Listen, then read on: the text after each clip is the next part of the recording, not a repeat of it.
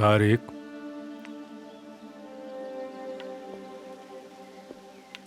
तारिक, क्या हुआ बेटा? डरो मत बेटा, मैं हूं। ऐसे अकेले क्यों बैठे हो? वो पेड़ देख रहे हो? कितना बड़ा हो गया है ना? याद है कितना छोटा सा था, हम साथ में इसे लाए थे। हमने एक बूढ़ी औरत से एक पौधा लिया था। वो बेचारी ठीक से चल नहीं पाती थी। हमने साथ में पौधा लगाया, तुम रोज पानी दिया करते थे, याद है ना? लेकिन मॉम, क्या? मॉम चल नहीं पाती क्या? जिससे पौधा लिया था वो बूढ़ी औरत चल नहीं पाती थी। मॉम की याद आ रही है तुम्हें? कहो तो बुला दूं। अभी तो वो तुम्हारी आंटी से मिलने गई हुई है। तुमसे मिलकर गई थी, तुम बाहर सोफा पर बैठे थे, तुम्हारा गाल भी चूमा था मॉम ने। हाँ देखा, याद आया ना, गाल चूमा था।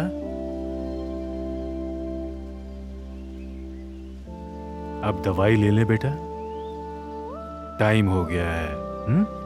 चलो, देर करना ठीक नहीं है। जल्दी से सही भी तो होना है ना।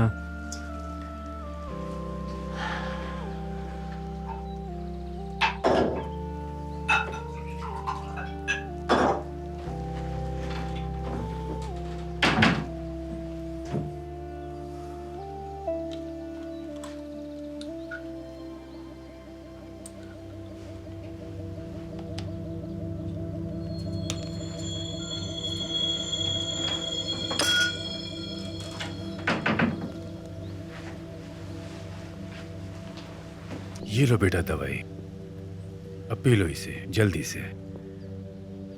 शाबाश।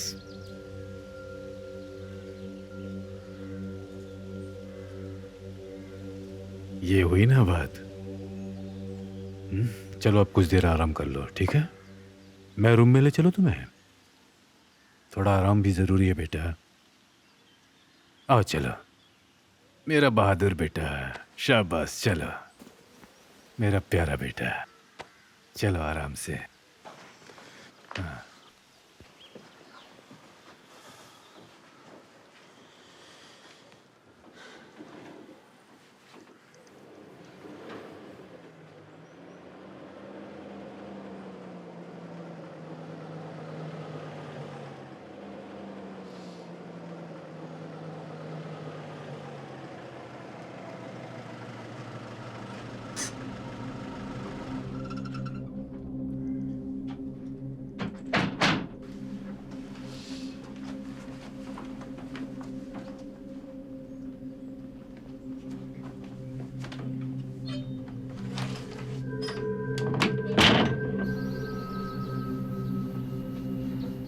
अरे सलातिन, यहाँ का रास्ता कैसे भूल गए? क्या हाल है सेवडेट? ठीक हूँ। और ये बताओ कि कैसा चल रहा है सब? यहाँ कैसे आना हुआ? तुम्हारा थोड़ा वक्त चाहिए। वक्त ही वक्त है, और क्या है। एक सलाह देता हूँ, रिटायरमेंट को जितना दूर कर सको बेहतर है। बहुत बेकार लगता है। चलो अंदर आ जाओ, वहीं बैठकर बातें करते हैं। कितनी मस्ती की हमने साथ में, याद है ना? हाँ? क्या जिंदगी थी अपनी। और तुम्हारा शौक अब भी बरकरार है ना? पूरी की पूरी बोतल पीकर गाड़ी चलाने के चर्चे थे तुम्हारे, याद है ना? चर्चों की चिंता मत करो, इस वक्त घर में कोई नहीं है। और क्या खाओगे ये बताओ, तंदूर बिल्कुल गर्म है। नहीं, एक गिलास पीने का पानी दे दो बस। क्या बात है, सब ठीक तो है ना? मैं यहाँ ऑफिशियल विजिट पर आया हूँ और मेरे पास ज्यादा वक्त भी नहीं है। चलो अंदर चलते हैं, बैठकर बात करते हैं।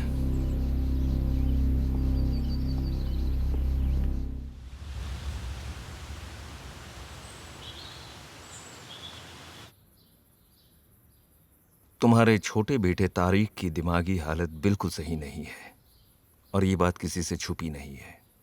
मिलिट्री रिपोर्ट के खो जाने से सच बदल नहीं जाता। कई गवाहों के बयान हैं और हमने पड़ोसियों के भी बयान दर्ज किए हैं। तारिक के बारे में सबकी एक जैसी राय है। अगर बच्चा बीमार है तो इसमें कोई शर्म की बात नहीं है। और छुपाने से मामला पेचीदा हो सकता है। तुम्हारा पानी वहां रखा हुआ है सिलाउद्दीन।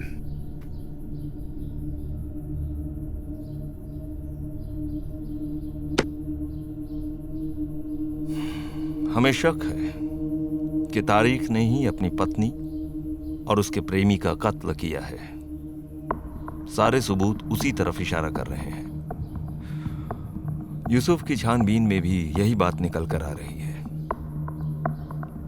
देखो, पुलिस डिपार्टमेंट को तुमने अपने बेहतरीन 40 साल दिए हैं। मैं चाहता तो पेट्रोल कार में भी आ सकता था, क्योंकि बात करने की गुंजाइश थी नहीं। तुम्हें और तारिक को गिरफ्तार कर सकता था, और इस बात को तुम मुझसे बेहतर जानते हो। मेरी जगह तुम भी ऐसे ही करते क्यों? मैं तुम्हारी बहुत इज्जत करता हूं, इसलिए खुद बात करने आया हूं। यूसुफ कल से लापता है।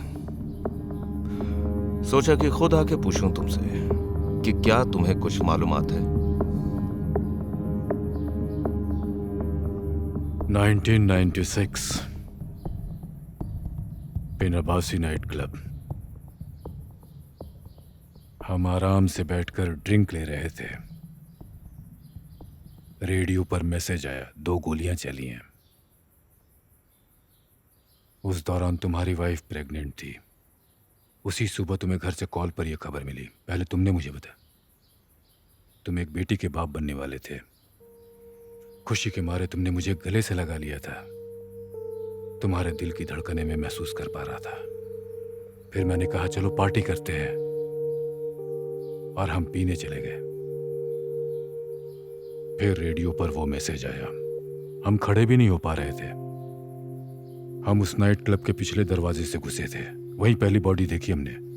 अंदर से चिल्लाने की आवाजें आ रही थी। उस कातिल ने बंदूक एक लड़की पर तान रखी थी।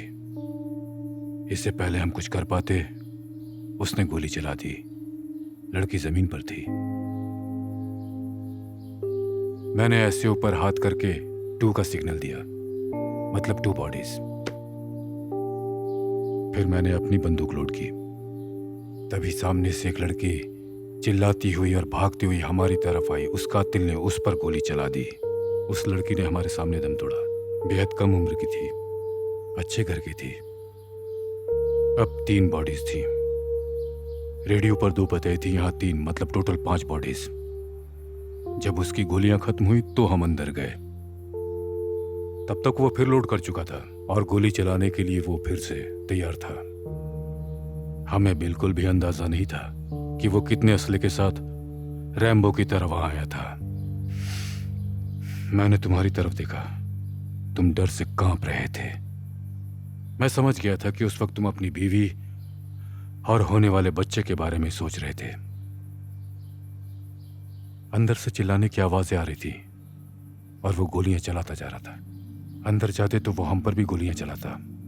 तुम डर के मारे अपनी बंदूक तक नहीं साध पा रहे थे।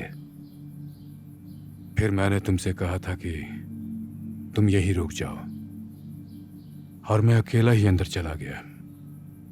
पहली गोली उसने मेरे पेट पर मारी।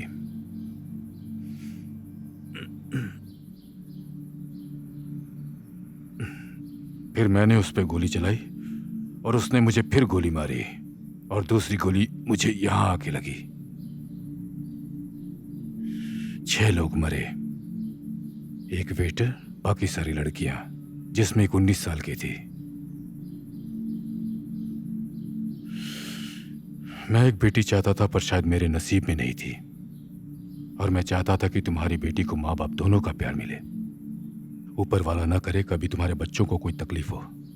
वो हमेशा सही सलामत रहे। अब तुम पानी पियो और फिर चलते बनो यहां से। और दोबारा खाली हाथ मत आना। यहां सबूत के साथ आना, और साथ में पेट्रोल कार भी लाना। और बात करने की सोचना भी मत। भाड़ में गई तुम्हारी इज्जत।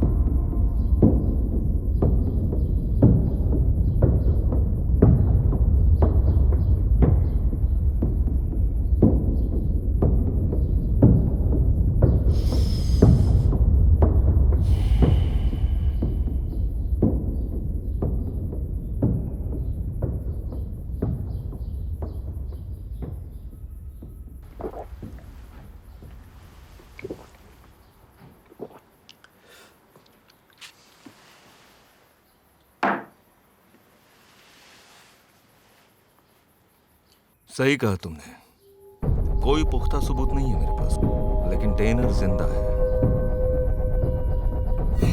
छुपा हुआ है कहीं।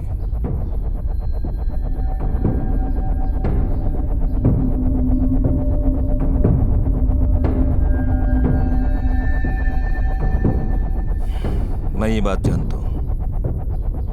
अगर तुम्हें भी ये बात पता है तो तुम अपनी 40 साल की रेपुटेशन को ताक पर रख रहे हो।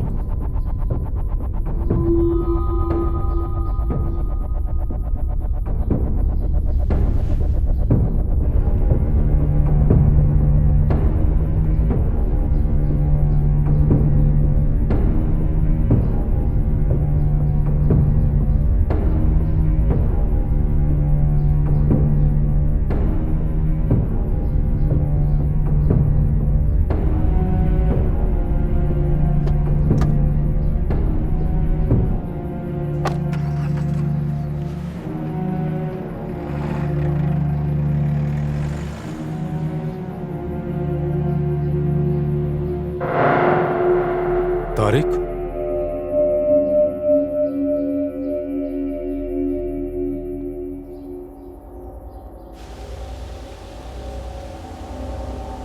तारिक,